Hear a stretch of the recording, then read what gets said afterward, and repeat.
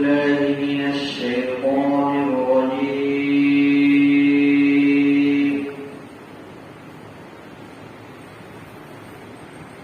بسم الله الرحمن الرحيم.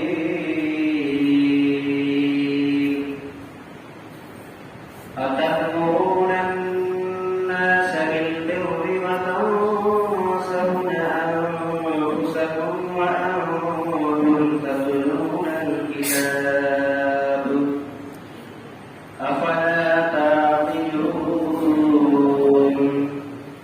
واستعينوا بالصبر والصلاة وإنها لكبيرة إلا على الخاشعين الذين يظنون أنهم ملاقو ربهم وأنهم إليه راجعون.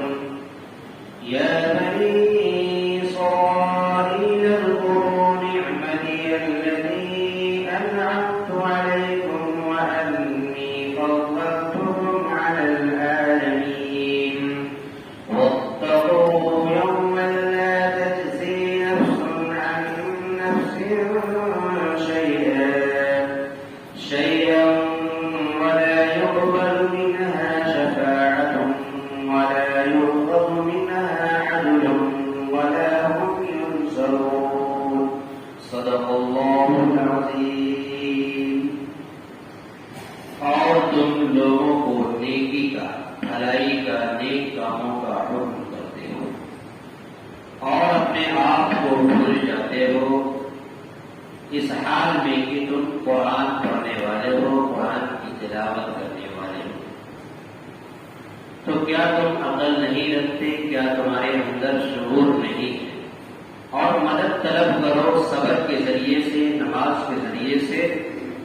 اور بے شک نماز بھاری ہے مگر عاجزی پر، ڈرنے والوں پر، خشوع وضو کرنے والوں پر. اور وہ لوگ ہیں جو گمان کرتے ہیں کہ مجھے اپنے رب سے ملاقات کرنا ہے اور انہی کی طرف لوٹنا ہے. اے بنی اسرائیل، یاد کرو میری ان نعمتوں کو جو میں نے تمہارے اوپر انعام کیا ہے، اور میں نے تم کو فضیلت بخشی ہے تمام جہان والوں پر. اور ڈرو ایسے دن سے جس دن کوئی نفس کسی نفس کے کام نہیں آ سکتا کچھ بھی، اور نہ کسی کی طرف سے کوئی سفارش قبول کی جا سکتی ہے، اور نہ کسی کی طرف سے کوئی بدلہ لیا جا سکتا ہے، اور نہ کوئی کسی کا مددگار یا کسی کی طرف سے حامی و ناصر ہوں گے. سامعین کرام، آپ کے بیچ کلام اللہ کی اور آج کے سبق درس قرآن میں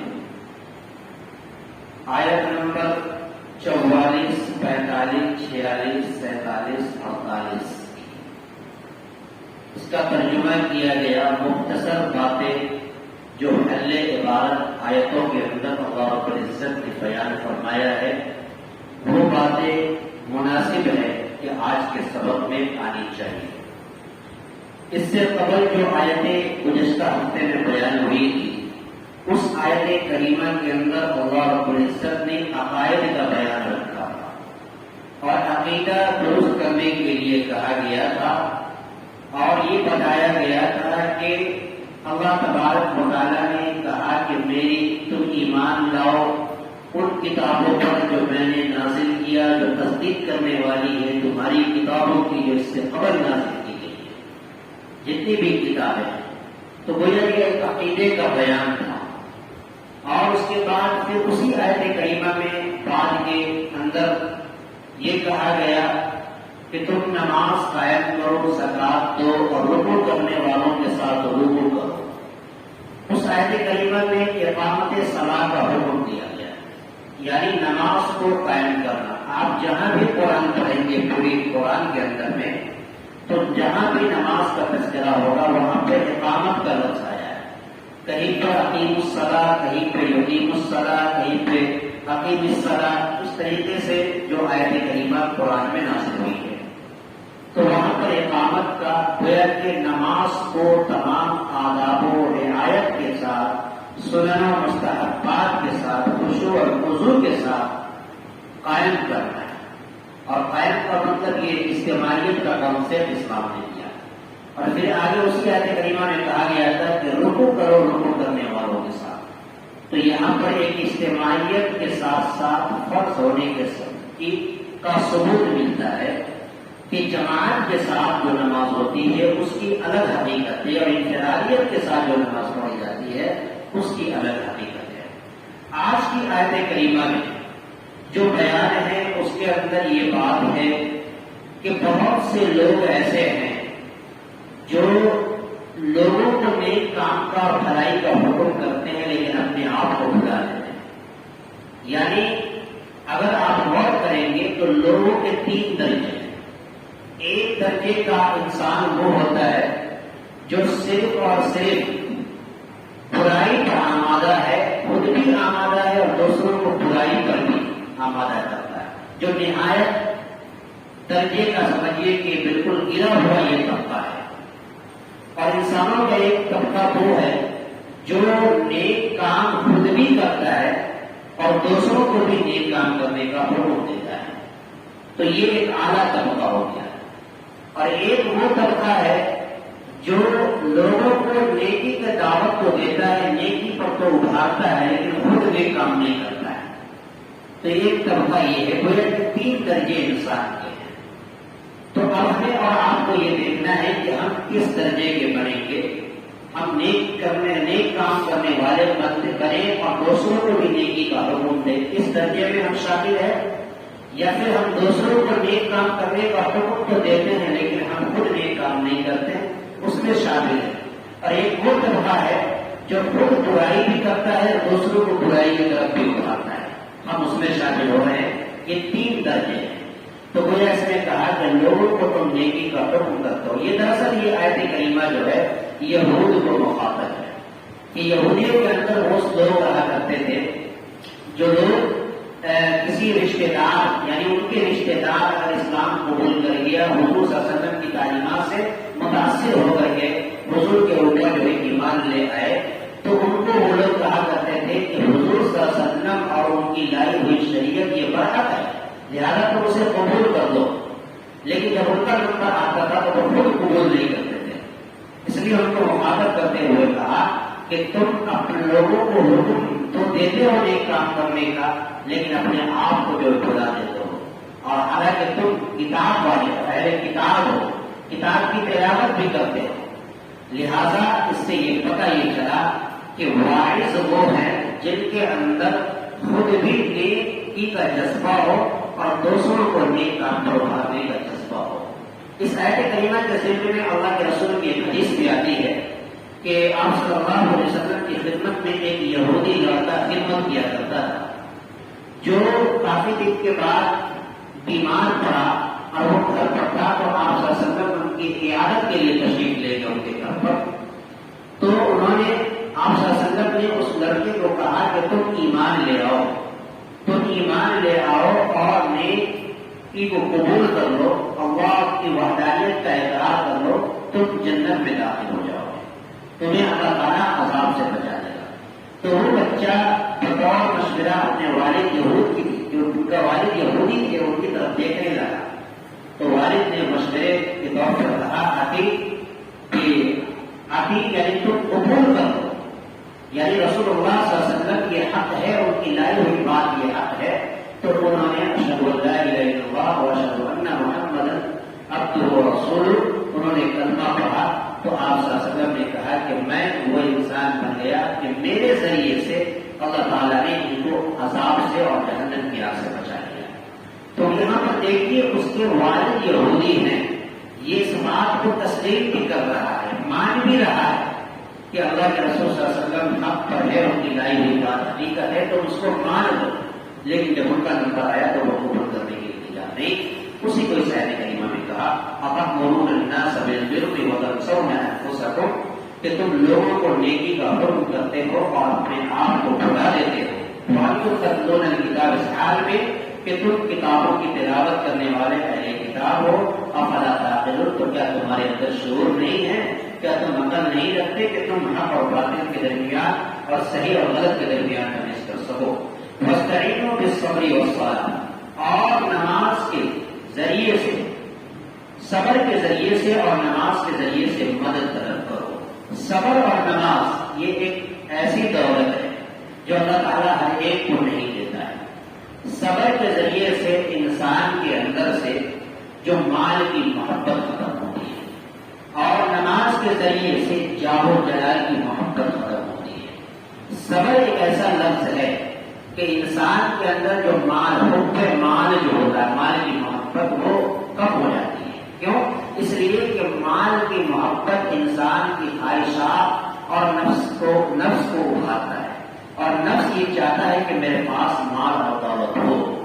لیکن جب انسان اپنی خواہشات اور نفسیات اور لذات کو جب توڑ دے گا تو اس کے اندر، یعنی اس پر صبر کر لے گا کہ میری خواہشات پر عمل نہ ہو، جو ہمارا دل چاہتا ہے اس پر عمل نہ ہو، اور اپنی نفسانی خواہشات سے ہٹ کر کے وہ اگر عمل کرے گا تو گویا کہ اس کے اندر مال کی محبت خود بخود دھیرے دھیرے ختم ہو جائے گی۔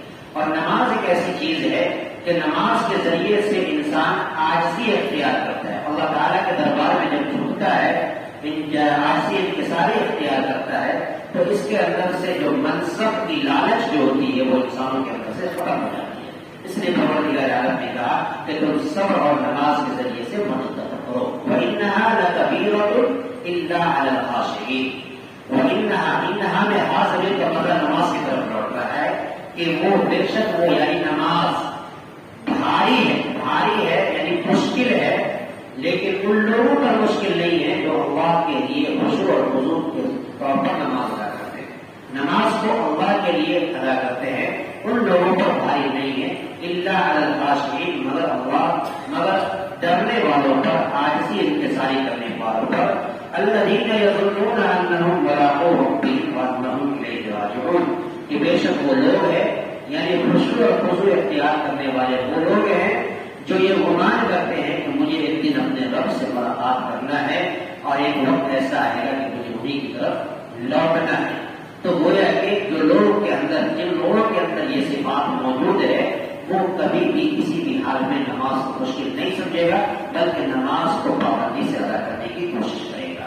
آگے کہا کہ اے بنی اسرائیل، تم یاد کرو میری ان نعمتوں کو جس کو میں نے تمہارے اوپر انعام کیا۔ بنی اسرائیل سے مراد حضرت اسحاق علیہ السلام کی اولاد، یعنی ان کو مخاطب کرتے ہوئے کہا کہ تم میری نعمتوں کو یاد کرو جس کو میں نے تمہارے اوپر انعام کیا ہے، تمہارے اوپر اتارا ہے۔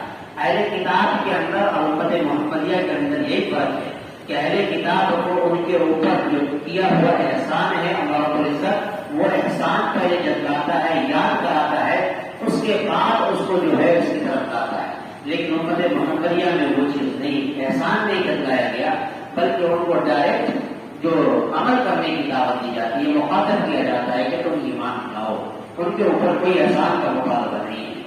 تو گویا میری نعمتوں کو یاد کرو جو جس کو میں نے تمہارے اوپر انعام کیا، اس اور بے شک میں نے تمہیں فضیلت بخشی، فضلتکم علی العالمین، پورے جہان والوں پر، پوری دنیا والوں پر تمہیں فضیلت بخشی ہے، لہذا تم فضیلت کے اعتبار سے جب بڑے ہو تو تم حق اور باطل کو قبول کرنے کی صلاحیت اپنے اندر پیدا کرو۔ واتقوا یوما لا تجزی، اور ڈرو ایسے دن سے، لا تجزی کہ جس کو کوئی انسان کسی کا بدلہ نہیں چکا سکتا کسی کی طرف سے، لا تجزی نفس عن نفس، کوئی بھی نفس کسی نفس کے کچھ بھی کام نہیں آ سکتا۔ یہاں پر یوم لا تجزی، دن سے مراد یہ قیامت کا دن ہے۔ یہ قیامت کا دن ایک ایسا دن ہے کہ وہاں پر کوئی بھی نفس کسی نفس کی طرف سے کوئی بدلہ چکا نہیں سکتا، کوئی بھی بدلہ ادا نہیں کر سکتا۔ کیوں؟ اس لیے کہ ہر نفس کو وہاں پر صرف اور صرف اپنی فکر ہوتی ہے، لہذا اپنی بخشائش کیسے ہو یہ سوچ ہوتی ہے۔ وَلَا يُقْبَلُ مِنْهَا شَفَاعَةٌ، اور نہ اس دن کسی کی طرف سے کوئی سفارش قبول ہوگی، اور نہ کسی کی طرف سے کوئی نفس کے اندر وہ صلاحیت ہوگی کہ کسی کی طرف سے وہ سفارش کر دے. ولا یؤخذ منها عدل، اور نہ کسی کی طرف سے کوئی بدلہ لیا جائے گا اور نہ کسی کی طرف سے کوئی بدلہ ادا کر سکتا ہے. ولا هم ينصرون، اور نہ وہ لوگ کسی کی طرف سے مدد کر سکتے ہیں، یعنی کوئی کسی کا پرسان حال نہیں ہوگا.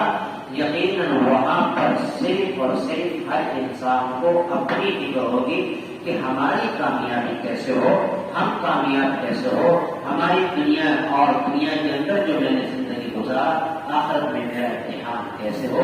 لہذا آج کے سبق سے اور آج کی آیت کریمہ سے ہمیں اور آپ کو یہ پیغام ملا کہ ہم اور آپ جب بھی دنیا کے اندر رہے تو اس اعتبار سے کوشش کریں کہ ہم خود بھی نیک بنے اور نیک کام کریں، دوسروں کو بھی نیک کام کرنے کا حکم دے، نماز پڑھے اور صبر کرے، نماز اور صبر کے ذریعے سے مدد طلب کرے. ایک آیت اور بھی کریمہ دوسری آیت میں آئے گی جہاں پر کہا گیا کہ ایمان والو مدد طلب کرو صبر اور نماز کے ذریعے سے.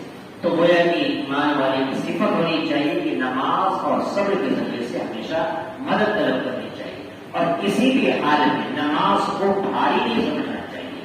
اسی طریقے سے کہا اس آج کے سبق میں کہ ایک ایسے دن سے ہمیں اور آپ کو بچنا چاہیے اور خوف کرنا چاہیے، ڈرنا چاہیے جس دن کوئی کسی کا بھروسہ حال نہیں ہوگا. لہذا یہ سبق اور آج کا یہ پیغام ہم سب کے لیے لائق عمل ہے اور ضروری ہے کہ ہم اس پر عمل کریں. اللہ تعالیٰ سے دعا ہے پروردگار عالم ہم سب کو اس پر عمل کرنے کی توفیق عطا فرمائے. وآخر دعوانا الحمد للہ رب العالمین. اللهم صل على سيدنا محمد وعلى آله وسلم. ربنا آتنا في الدنيا حسنة وفي الآخرة حسنة وقنا عذاب النار. يا إله العالمين رب الكريم مولاي پروردگار عالم رحم کا کرم کا عافیت کا سہولت کا معاملہ فرما. اے اللہ آج کے درس قرآن کو قبول فرما. اے اللہ جو کہ درس قرآن پڑھا جاتا ہے مولا ان درس قرآن کے اور قرآنی آیت کے جو فرمان نکل کر سامنے آتے ہیں اللہ ہم سب کو اس پر عمل کرنے کی توفیق عطا فرما. اے اللہ جتنے لوگوں نے شرکت کیا ہے مولا سبوں کو اے اللہ فرما. اے اللہ سبوں کی جائز تمنا کو پورا فرما. اے اللہ قرآن کے سبق کو قرآن کے درس کو اے اللہ شوق کے ساتھ لگن کے ساتھ اے اللہ اس سیکھنے کے لیے اے اللہ ہم سب کو سننے سنانے کی توفیق عطا فرما. اے اللہ سن کر اس پر عمل کرنے کی توفیق عطا فرما. ہماری دعاؤں کو اپنے حبیب اللہ صلی اللہ علیہ وسلم سے قبول عطا فرما. ربنا تقبل منا انك انت السميع العليم وتب علينا انك انت التواب الرحيم. سبحان ربك رب العزة عما يصفون وسلام على المرسلين